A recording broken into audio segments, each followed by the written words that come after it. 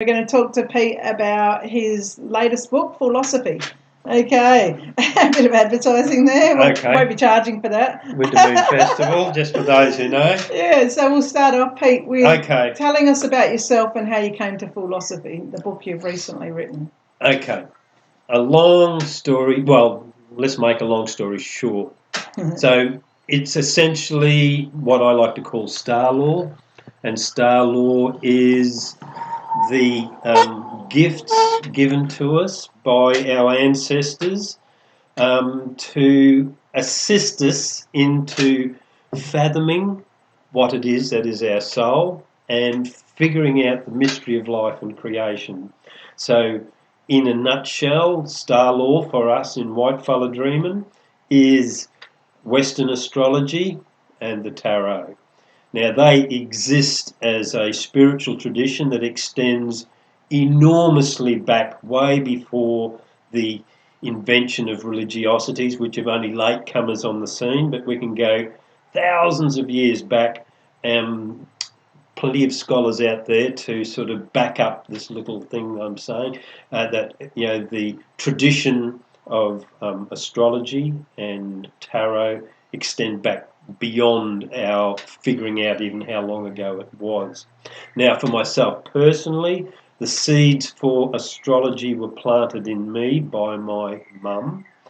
And so when I was 13 was when I have a clear memory of the seed being planted. I'd come home from school. I was only in primary school, mind you, and Mum had set up on the table all of these books, and they were all opened up, big thick books, and in them was these circles with all these squiggly things in them, all these symbols, all these lines, all these numbers. And I was aware that it was astrology because I asked what it was, and Mum did say. But, of course, it didn't mean anything to me other than it was like this crikey moment, just look at that. And there was something in there that planted a seed in me. Now, in those ensuing moments, I was already, as a young fella, a pretty enthusiastic reader. And so even at primary school, I was reading adult novels just because I could. And by the time I got to high school, I started reading. Was sort of like that strange area of occultism. So they were novels, fictional novels that sort of looked into witchcraft and demonology and Satanism and all sorts of strange things, particularly that whole idea of getting out of your body. Like that you weren't necessarily trapped in here, that there's a part of you could be separate and go and be somewhere else. So anyway, those sorts of things really attracted my interest. And then during the course of all of those readings, of course, the whole astrology thing came, like it was sewn in amongst all of that, and I was able to develop my interest. The seed was planted, and I kept feeding that seed during those teenage years of not pursuing astrology as such, but just being aware that it existed by virtue of it coming through all of the fiction, or the occult fiction, or the esoteric philosophical fiction that I was reading. And like Dennis Wheatley, for those that might know those books, he was a great writer in like The Car of Gifford Hillary, that was sort of set in Egypt, and a guy through his travels in Egypt was able to, his car, his KA was his astral body leaving his body, and so it was all sorts of adventures. Like, it really fascinated me. It led on, of course, to Lobsang Rampa, and a lot of people know about Lobsang and all of those notions. So anyway, years go by, I go out and do life and do working and get girlfriends and married and children and houses and all that sort of stuff, and I get to a point in about 1985, and consequence of my hanging out with me dad and me dad's girlfriend, who was a tarot reader, Marg, read tarot cards, and so there was that was my next seed, was my going, crikey, what are these? And so she was just a very psychic being, and so she could just And so there was just something really fascinating about them. So I discovered an esoteric bookshop in Brisbane back at the time in the mid-80s, probably about 85, and I walked around the shop sort of gobsmacked at all of these titles going, what the? You know, and then I just walked around and this one book fell off the shelf into my hand, as they say. It was just the one that I was cosmically drawn to, and it was called Meditations on the Tarot. And that threw me in. It threw me into that arena, and I've been in there ever since. So that Meditations on the Tarot led on to my getting for myself a tarot pack, which I've now, since those days, I've had a tarot pack since those mid-80s, and I very, not cautiously, just very gently is probably the best word, very gently work my way into developing a relationship with the pack and understanding what they were about, reading all sorts of books on it. I just only used the major arcana, so I just had, my tarot pack was just 22 cards. I put all the other ones to one side. It was too much all at once. So I just had those 22 cards, and I would essentially, with my my organic means of coming into all this stuff, I would just sort of write down in my journal what was going on for me, where I was at and that sort of stuff, and I'd sit there, shuffle the cards, cut, and I would just look at that one card, and I would relate what that one card was endeavouring to say to me by looking at its symbols, reading in the book what it reckoned the symbols meant, and then relating that as a means of saying, okay, this is what I've written in my journal, that's where I'm at, that's where I'm thinking, this is a suggestion for my consideration, where does that all fit in? So that was how I've sort of developed my way into the tarot. Now, consequently, the tarot and astrology are all beautifully hand in hand. The symbols, the archetypal geometry of the star law of astrology is the very same as what we have in astrology.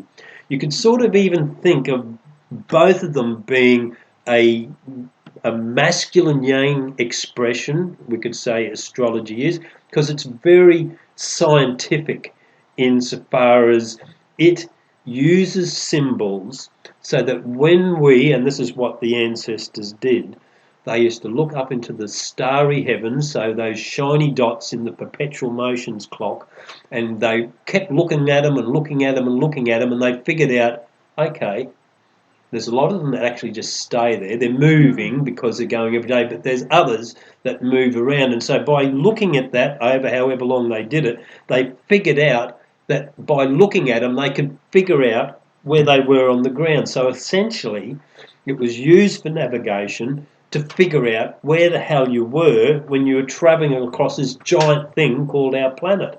And so navigation was the foundation for what the science of looking at the shiny dots in the perpetual motions clock was doing.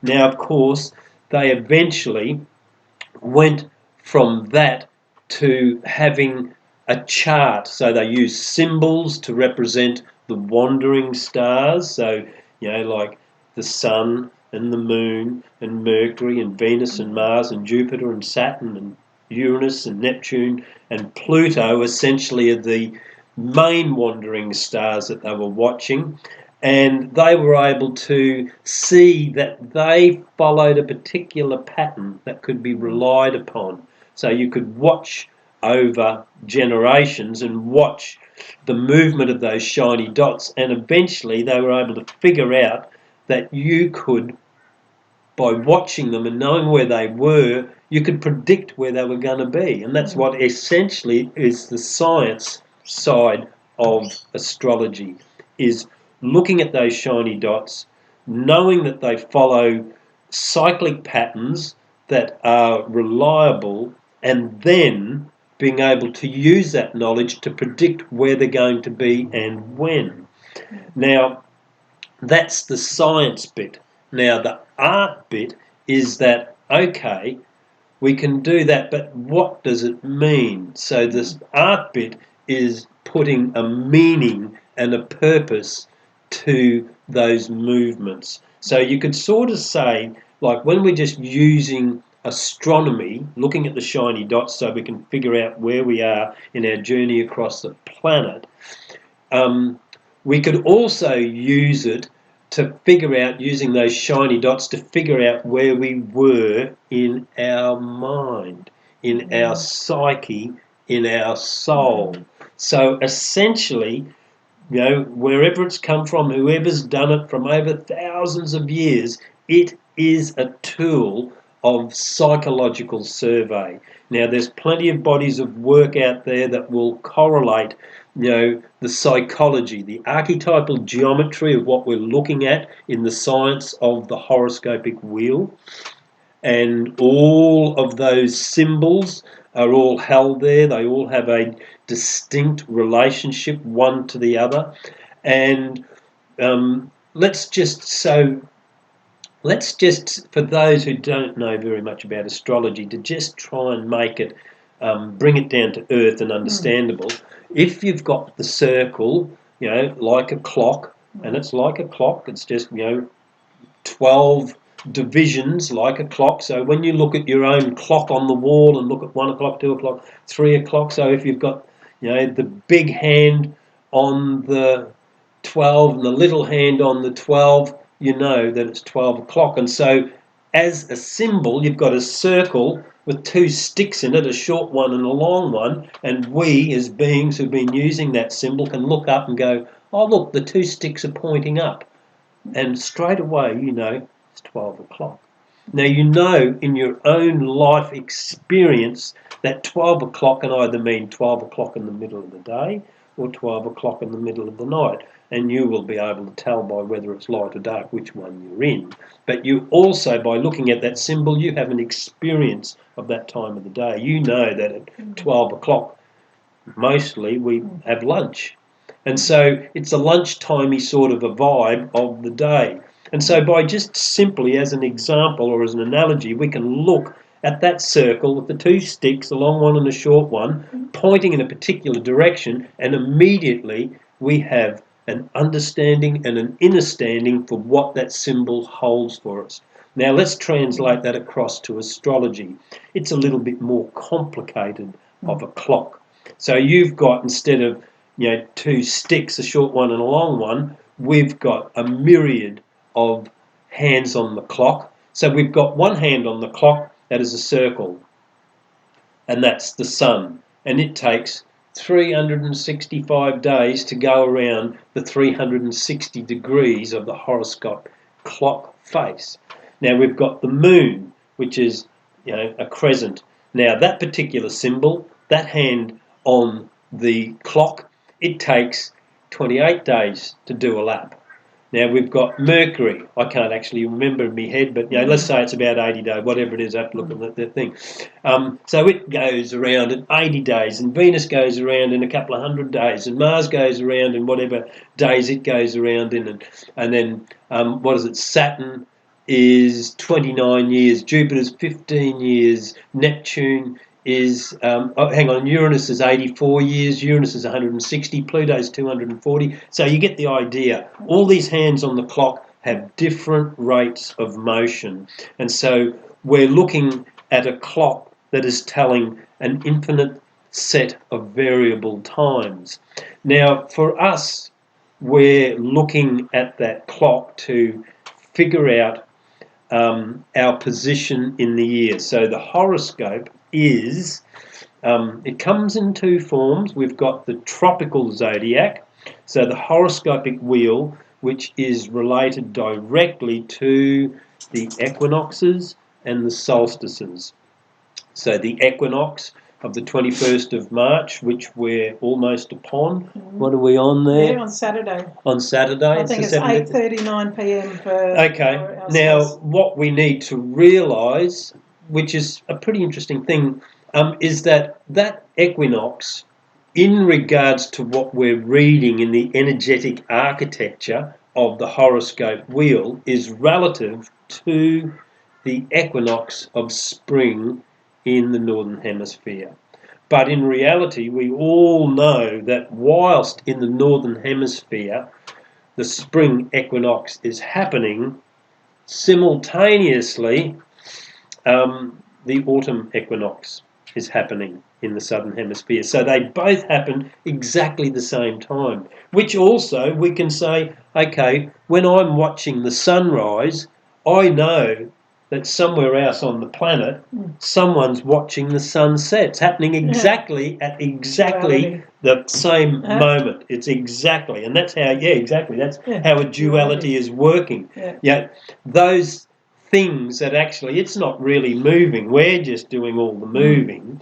But that's an interesting little point to make about the astrology, because people say, oh, it's not very scientific, because it's all... But, what it does do, it's saying, okay, my awareness is, for me, and it has to be, it's the centre of the universe.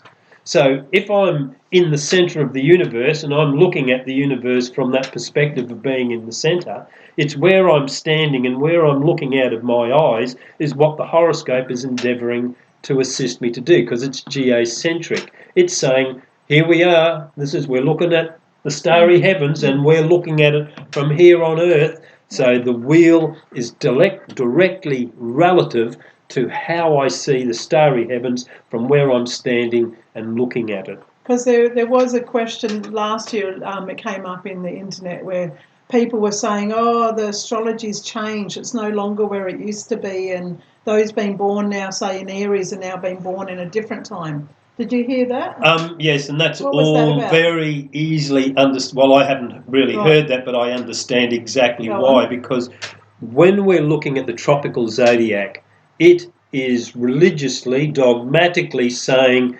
that 21st of March is the 0 degree of Aries. Now, why it is saying that? Because if that horoscope wheel is 12 divisions on a clock face, and each division is spelling out an energetic architecture. So the energetic architecture of Aries is the same as what we experience in our experience of the sunrise every day. So where you are and the sun's rising, a brand new day, is what the energetic architecture of Aries is about. But also, it's the energetic architecture of a brand new year, so the coming of spring. So the tropical zodiac has to be nailed into place, because our growing understanding of what each division of the wheel means is relative to our experience of our day and our experience of the year. Our experience of the year from the perspective of being in the northern hemisphere. Now, it is saying, now Aries is that ignition of life, of a brand new day. So we've done a full cycle, and in the ending in Pisces, it's not an end, it's the end of a cycle and the beginning of another. So it's a perpetuation. And so that perpetuation in the cycle comes to its end, but then it begins again. And so Aries is that whack. And it's the symbol of Mars is what, Mars is domicile in Aries. So that's another way that we can look at those horoscopic divisions and understand, without going into all of them, but to just use Mars as an example.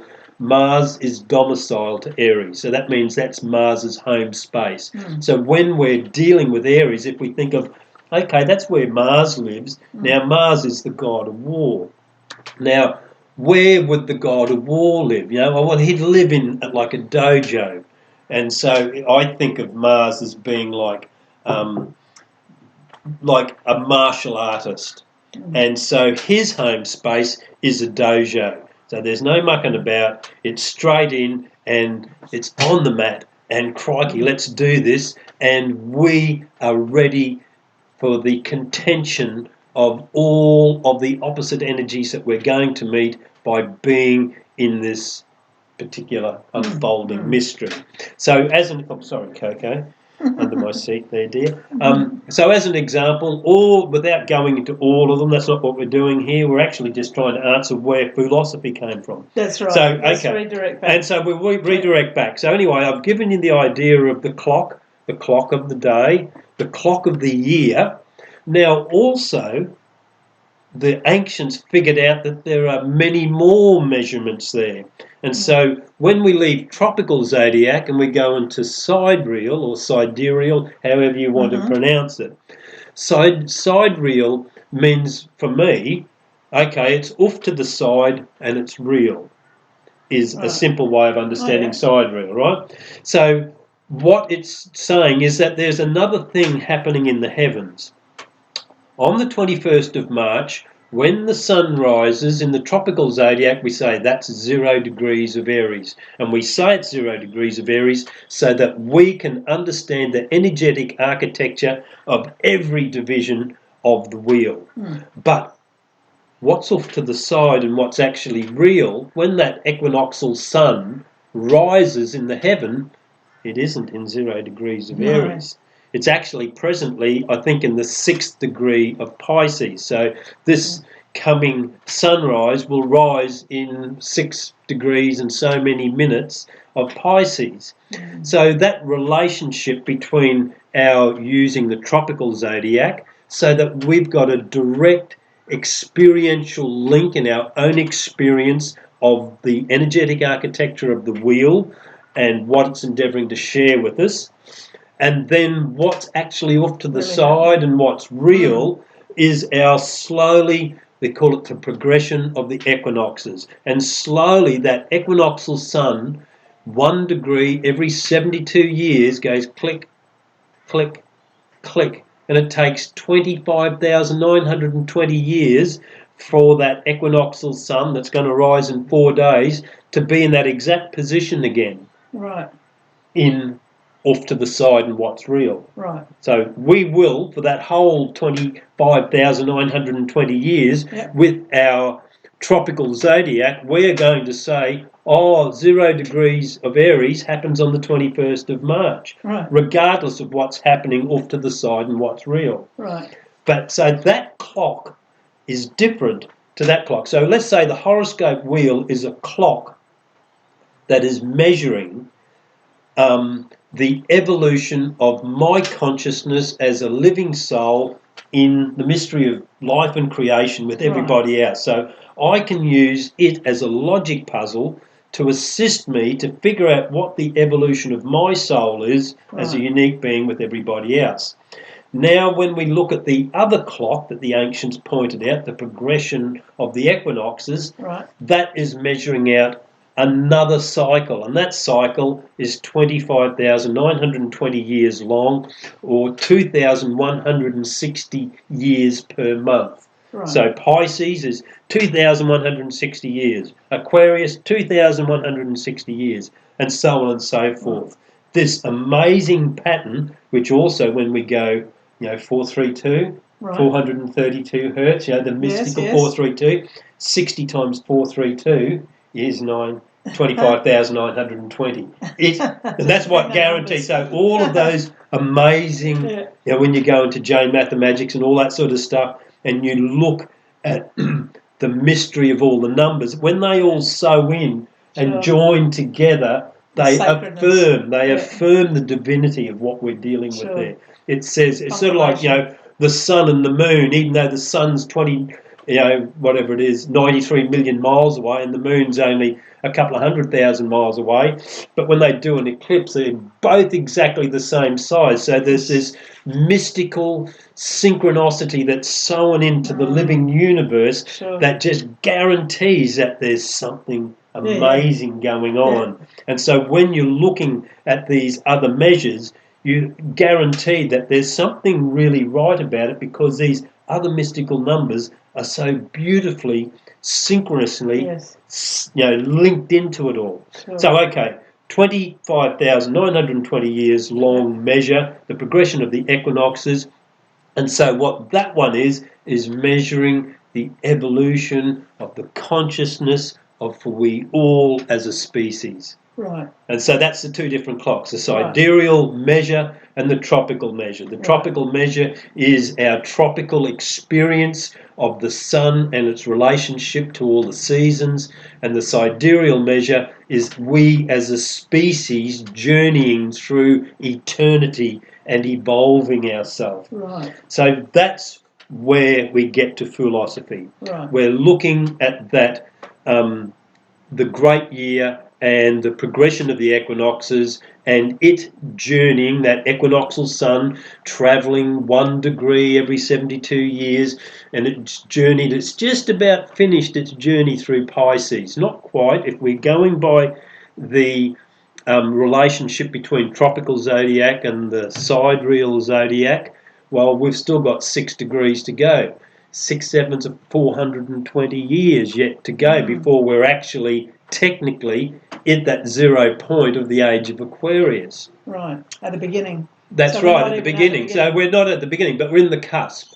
Now, when you search online and all of the amazing stuff that we learnt from the Mayan calendrical system, all of that stuff was saying that we, in another measure, were crossing the galactic equator. Right. And the end of the Mayan calendar, the 28th of October 2011 or the 21st of the 12th, 2012, all of those measures were saying we have gone across the equator as a solar system.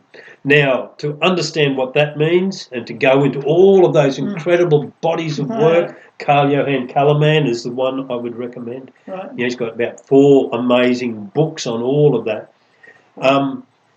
If now we are on a planet travelling through space, just imagine this is a big ball, and that big ball, as it travels through space, it peels space open. So space is, here, I'll get me hand, is going like that.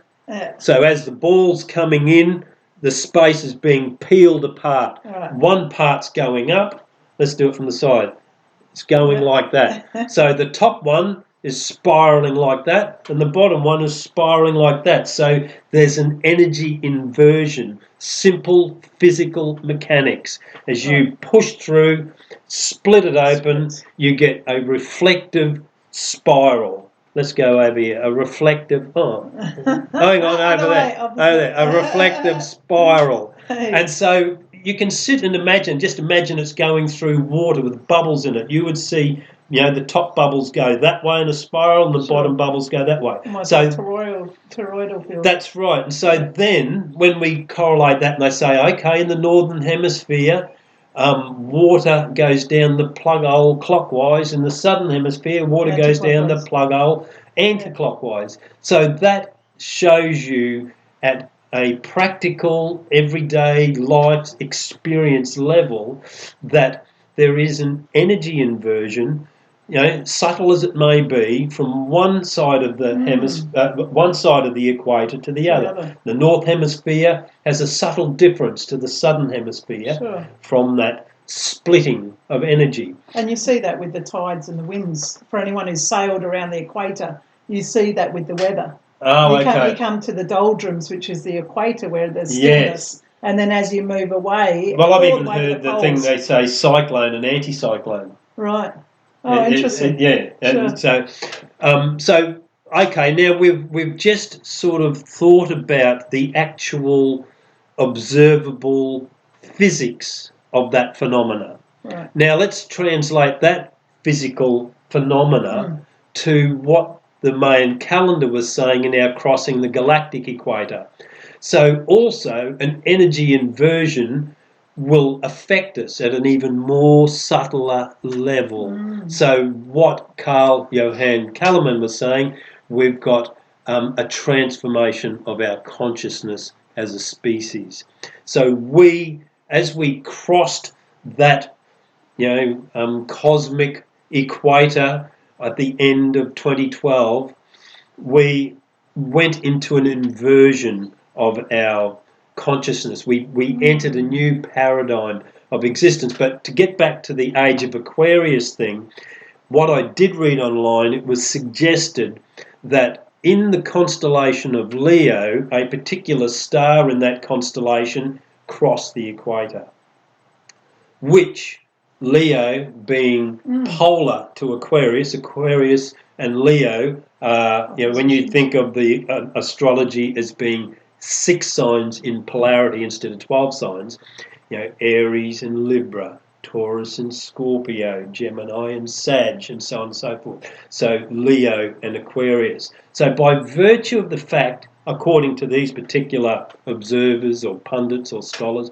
whatever you want to call them, they says by virtue of that fact that that particular star clicked either onto or over the equator, its polar opposite could then also be considered as having crossed. And so that we have activated, from that perspective, the age of Aquarius. And would you link that to the sidereal, because that's what's actually happening? That's what's off to the side and what's real. Okay. Yeah. Okay. So, and remembering that the sidereal is looking at the evolution of our consciousness as a collective body, as a species, as humanity, our collective mind. Right. So